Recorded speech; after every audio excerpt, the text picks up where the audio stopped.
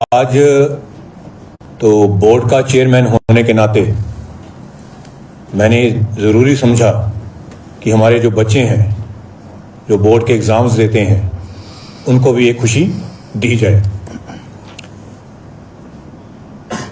आने वाले सत्र में स्कूल शिक्षा बोर्ड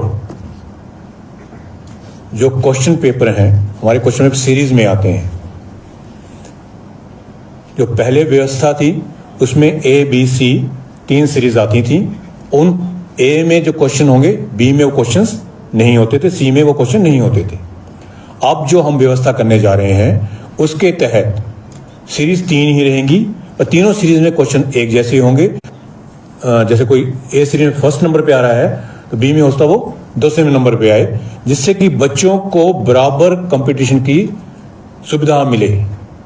पहले बच्चों की एक हमें शिकायत आती थी, पेरेंट्स की शिकायत आती थी कि ए सीरीज का पेपर आसान था, बी का मुश्किल था, सी का मीडियम था। तो मैं समझता हूँ जहाँ हमारे भारतवर्ष में सबको एक बोर्ड का अधिकार है, समानता का अधिकार है, तब बच्चों को भी इक्वल प्लेइंग फील्ड मिलनी चाहिए। उसके संदर्भ में बोर्ड ने निर्णय लिया है कि आने वाले सत्र में बोर्ड की परीक्षाओं में सीरीज 3 रहेंगी और तीनों सीरीज का क्वेश्चन सेम होंगे, वो रैंडमाइज्ड होंगे। ए सीरीज का बी का जंबलिंग कर देंगे क्वेश्चंस की। आप समझ पाते हैं, मैं समझता हूं कि आप समझ रहे हैं। फिर भी किसी को क्लैरिटी चाहिए होगी, मैं उसके लिए बाद में आपसे बात करूंगा। बोर्ड का चेयरमैन मुझे बने 3.5 के करीब महीने हो गए हैं और हमने आते ये ध्येय बनाया था कि नेशनल एजुकेशन पॉलिसी को हम सबसे पहले लागू करने वाला राज्य बनेंगे और हमने लागू कर रहे हैं, उस दिशा में प्रयास चल रहे हैं। हिमाचल प्रदेश पूरे देश में पहला राज्य है जिसने नेशनल एजुकेशन पॉलिसी के तहत सारी फॉर्मेलिटीज पूरी करनी शुरू कर दी हैं।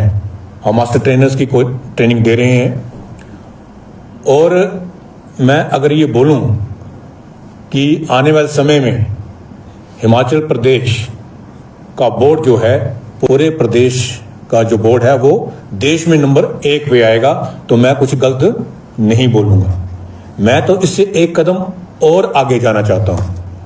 कई जगह सीबीएसई के बोर्ड में जाना है, आईसीएसई के बोर्ड में जाना है। मेरा ध्येय है कि सीबीएसई के स्कूल हमारे प्रदेश में चल रहे हैं, उनकी मैनेजमेंट ये निर्णय लेगी कि एचपी बोर्ड में सुविधाएं ज़्यादा हैं, बच्चों को अच्छी फैसिलिटीज मिल रही हैं और बोर्ड जो क्वेश्चन बैंक दे रहा है वो क्वेश्चन बैंक ऐसा है कि हमारे बच्चे राष्ट्रीय स्तर पे नीट की परीक्षा में, जेईई की परीक्षा में compete कर सकें। उसी दिशा में हम आपको बताया था एक क्वेश्चन बैंक तैयार करने जा रहे हैं जो इस नेशनल लेवल पे जो कॉम्पिटिशन्स होते हैं उसको ध्यान में रख के बनाया जा रहा है।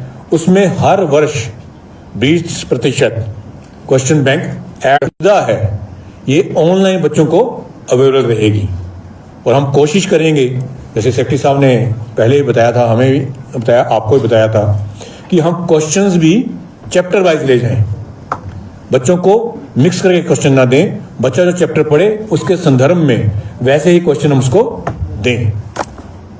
तो मैं समझता हूं कि जैसे हमारे माननीय सुखविंदर सिंह सुक्खू जो मुख्यमंत्री हैं, उनका ध्येय है कि ग्रामीण क्षेत्र और शहरी क्षेत्र के सभी लोगों को, मेरा मानना है बोर्ड ने उसी दिशा में एक स्टेप लिया है कि कांग्रेस पार्टी समानता की बात करती है कि जो ग्रामीण क्षेत्र में भी जो बच्चे बैठे हैं उनको भी वो प्लेटफॉर्म मिलना चाहिए जो शहरी क्षेत्र के बच्चों को मिल रहा है।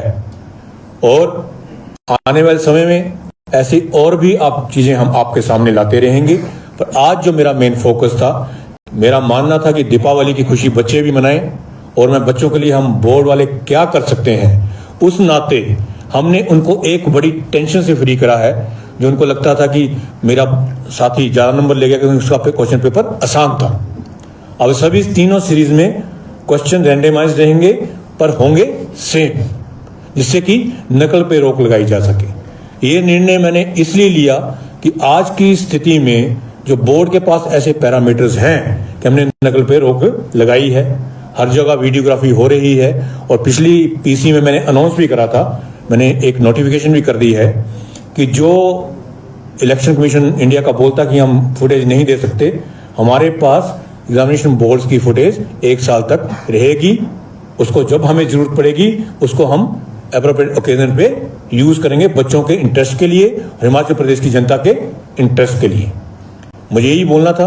मैं चाहूंगा कि आप लोगों के साथ साथ बच्चे भी ये खुशी मनाएं और टेंशन मुक्त होके राष्ट्रीय स्तर पे स्पर्धा कैसे हो सकती है उस दिशा में प्रयत्न करें और हिमाचल आगे बढ़े। यही मैं कहना चाहता हूं। जय हिंद, जय हिमाचल।